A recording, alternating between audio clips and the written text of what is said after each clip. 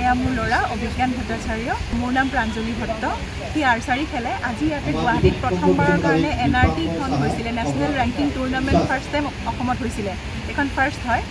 তো তাতে সি যিটো সাব জুনিয়ৰ কেটেগৰীত সি বয়জৰ পৰা ৰিকাৰ্ভত ব্ৰঞ্জ মেডেল পাইছে সি আগতে গুৱাহাটীতে প্ৰেক্টিছ কৰিছিলে আমাৰ পল্টন বজাৰত যিখন চাই আছে সেইখনত প্ৰেক্টিছ কৰিছিলে তাৰপিছত সি শ্বিলং চাইট চিলেকশ্যন পাইছিলে আমাৰ পল্টন বজাৰৰ চাইখন বন্ধ হৈ গ'ল আৰ্চাৰীৰ কাৰণে আগতে ইয়াতে চলিছিলে তাৰপিছত বন্ধ হৈ গ'ল তাৰপিছত শ্বিলং চাইট পালে শ্বিলং চাইট গুচি গ'লগৈ তাতে কেইমাহমান থকাৰ পিছত সি পুনেৰ আৰ্মি বয়জ স্পৰ্টছ ইনষ্টিটিউটত চিলেকশ্যন পালে আৰ্চাৰীৰ কাৰণে খুব ভাল এখন মানে ইনষ্টিটিউট হয়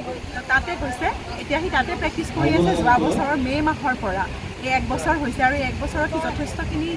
ভগৱানৰ কৃপাত আৰু কোচ ছাৰৰ মানে যিখিনি কষ্ট তাৰ নিজৰ কষ্টত এইখিনি সি সফলতা লাভ কৰিছে গতিকে আগন্তুক দিনতো তাৰমানে আমি বিচাৰিম সি এনেদৰে খেলি যাওক প্ৰত্যেকখন গেম খেলক আৰু যিহেতু আৰ্মি বয়জ স্পৰ্টছ ইনষ্টিটিউটৰ পৰা বহুত অলিম্পিয়াড অলৰেডি ওলাইছে ইভেন এইবাৰ যিমানখিনি আৰ্চাৰী অলিম্পিক খেলিছে তেওঁলোক গোটেইকেইজন আৰ্মি বয়জ স্পৰ্টছ ইনষ্টিটিউটৰে হয় ৰবীন যাদৱ তৰুণদীপ